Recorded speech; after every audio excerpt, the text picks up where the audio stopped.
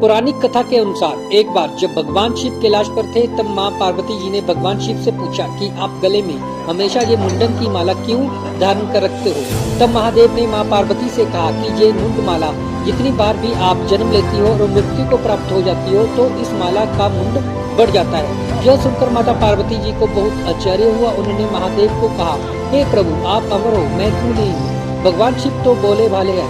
वे मुस्कुराते हुए माँ पार्वती जी को अमरत्व के बारे में बताया और इस कहानी को सुनाने से पहले आपको कुछ नियमों का पालन करना पड़ेगा।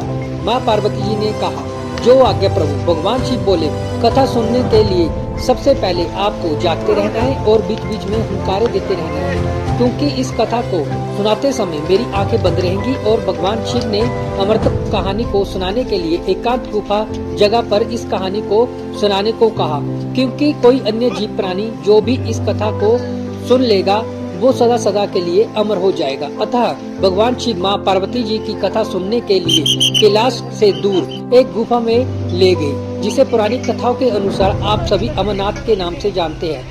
कथा को सुनाने से पहले भगवान शिव ने अनेक नागों को अनंतनाग में छोड़ दिया और फिर आगे चलकर नंदी भगवान जी को पहलगांव में छोड़ दिया।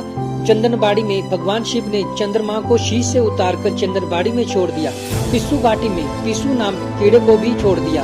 अगले पड़ाव पर गणेश भगवान जी को भी छोड़ दिया, जिसे महागुनी पर्वत कहा जाता है। आगे चलकर भगवान शिव ने 5 तत्वों को भी अपने से अलग कर दिया। इस तरह भगवान शिव ने माता पार्वती संग अमर गुफा में प्रवेश किया। फिर माँ पार्वती जी को अमर कथा सुनाना आरंभ किया और माता पार्वती कथा के बीच बीच हुंकारे भरती रही। बस इसके बाद माता को कथा सुनते सुनते नींद आ गई और वो सो गई और भगवान शिव अमृत कथा को सुना रहे थे। अभी बीच में कहीं से 2 कबूतर उस कथा को सुन रहे थे और हुंकारे भर रहे थे। इस तरह उन दोनों कबूतरों ने संपूर्ण कथा सुन ली।